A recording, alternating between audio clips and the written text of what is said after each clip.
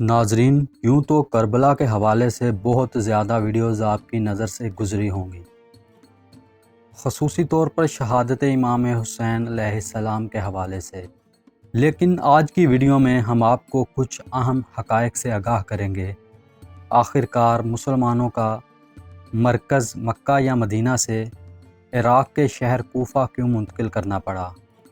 اور پھر اسلام کی آخری جنگ کربلا بھی یہیں لڑی گئی۔ اس کی وجوہات کیا بنی؟ حضرت علی ابن طالب نے کیوں خلافت کا مرکز کوفہ کو چنا؟ اس ویڈیو میں سب کچھ جاننے کی کوشش کریں گے۔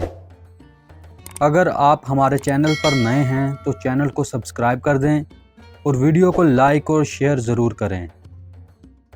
19 رمضان کی صبح مسجد کوفہ میں نماز فجر کا وقت تھا،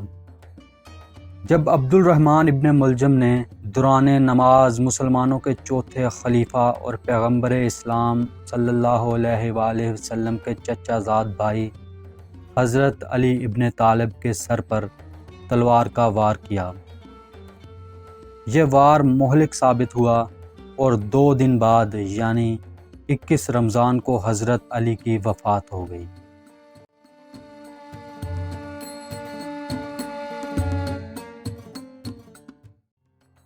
حضرت علی علیہ السلام کے دور خلافت میں جہاں کئی ایسے واقعات رونما ہوئے جن کے دورس اثرات اسلامی دنیا پر مختلف صورتوں میں نظر آئے، وہیں ان کے دور خلافت کا ایک اہم فیصلہ اسلامی ریاست کا دارالخلافہ مدینہ سے عراق کے شہر کوفہ منتقل کرنے کا بھی تھا، جس کی وجوہات اور نتائج پر آج تک بحث ہوتی ہے۔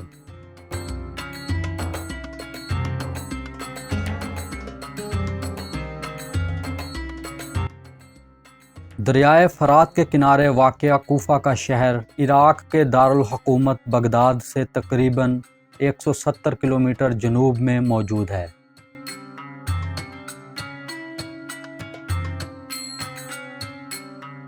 اگرچہ اس شہر کی تاریخ زمانہ قدیم سے ثابت ہوتی ہے، تاہم اس کی اہمیت میں اس وقت اضافہ ہوا جب اس علاقے میں فتوحات کے باعث مسلمانوں کو رسائی حاصل ہوئی۔ کوفے کو مسلمانوں کے دوسرے خلیفہ کے دور میں سعد بن ابی وقاص نے عسکری اور انتظامی وجوہات کی بنا پر قائم کیا اور بڑی تعداد میں مسلمان یہاں پر آباد ہوئے۔ حضرت عمر کے ہی دور میں کوفہ میں رہائش پذیر افراد کو وظائف دیے جانے کا سلسلہ شروع ہوا اور 24 ہجری تک اس شہر کی آبادی 1.5 لاکھ تک جا پہنچی، جب مختلف قبائل سے تعلق رکھنے والے عربوں کے علاوہ مفتوحہ علاقوں سے ایرانی اور مسیحی عرب بھی یہاں آ کر آباد ہوئے۔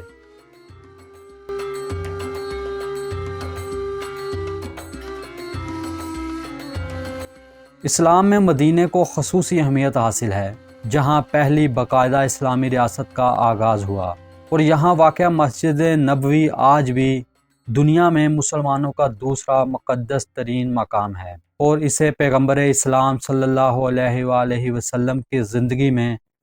ان کے ہیڈ کوارٹر کی حیثیت حاصل تھی۔ تاہم جس دور میں مدینے کی بجائے کوفے کو دارالخلافہ بنانے کا فیصلہ کیا گیا، اس دور کے واقعات کو دیکھا جائے تو مختلف وجوہات سامنے آتی ہیں، تاہم یہ حقیقت اپنی جگہ ہے کہ اس کے بعد خلافت کا مرکز مدینہ واپس نہیں لوٹا۔ حضرت علی کی خلافت کے آغاز سے قبل ہی اسلامی دنیا تقسیم کا شکار ہو گئی تھی، اور جنگ جمل کے بعد 36 ہجری میں اسلام کے چوتھے خلیفہ نے فیصلہ کیا کہ وہ دارالخلافہ حجاز سے عراق منتقل کر لیں۔ مورخین کی نظر میں اس فیصلے کی سب سے اہم وجہ یہ تھی کہ حضرت علی مکہ اور مدینے کی حرمت کو قائم رکھنا چاہتے تھے۔ چونکہ کوفے میں ان کے حامیوں کی تعداد زیادہ تھی، اس لیے انہوں نے اس شہر کو دارالخلافہ بنانے کو ترجیح دی۔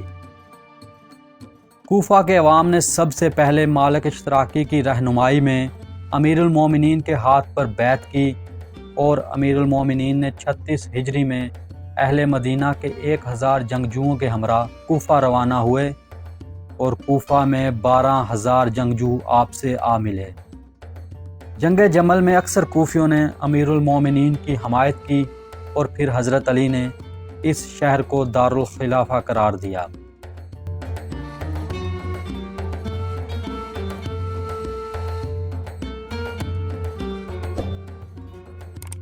اس زمانے میں اسلامی ریاست کے اہم مراکز میں شام میں دمشق، حجاز میں مکہ اور مدینہ، اور عراق میں بصرہ اور کوفہ شامل تھے۔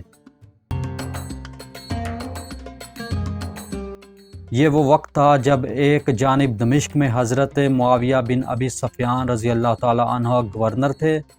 اور وہ حضرت علی رضی اللہ تعالیٰ عنہ کی خلافت سنبھالنے کے بعد شام کے لیے ان کے مقرر کردہ گورنر سہیل بن حنیف کو عہدہ سونپنے سے انکار کر چکے تھے، تو دوسری جانب مکہ بھی حضرت علی کے مخالفین کے زیر اثر آیا ہوا تھا۔ اس فیصلے کی سب سے اہم وجہ میں سے ایک یہ تھی کہ حضرت علی مدینہ کو مزید خانہ جنگی سے بچانا چاہتے تھے۔ حضرت علی چاہتے تھے کہ مدینہ مقامی سیاسی تنازعات کا مرکز نہ بنے، اور ان کی خواہش تھی کہ پیغمبر اسلام صلی اللہ علیہ وآلہ وسلم سے وابستہ شہر کو مستقبل کی خانہ جنگی اور ممکنہ جنگوں سے محفوظ رکھا جائے۔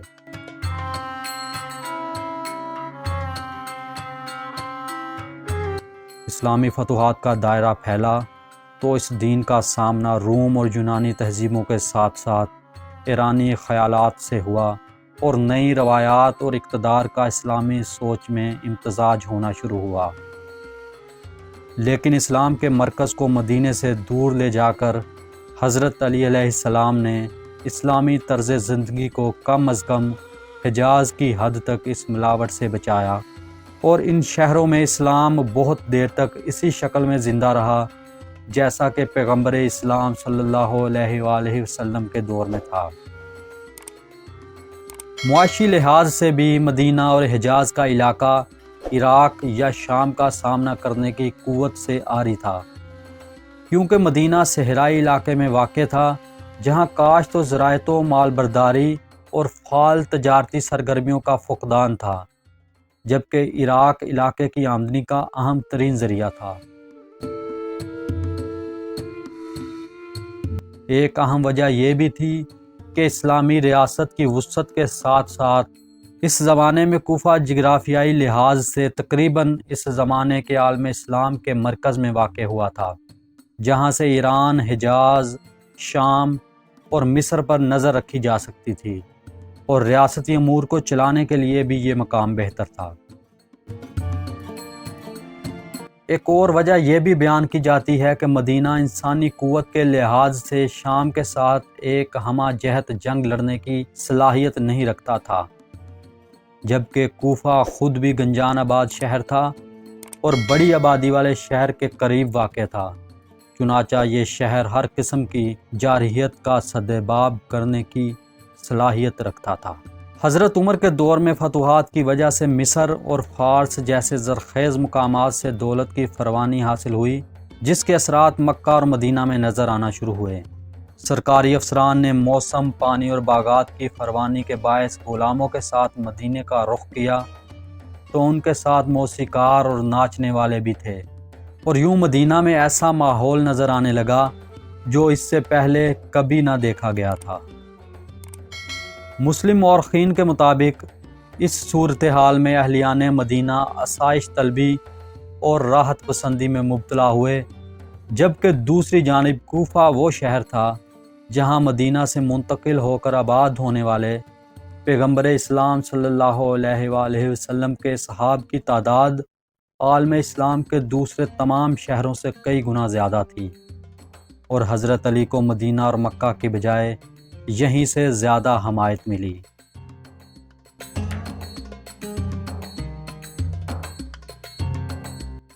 کوفہ 5 برس تک اسلامی ریاست کا دارالخلافہ رہا۔ 40 ہجری میں معاویہ بن ابی سفیان نے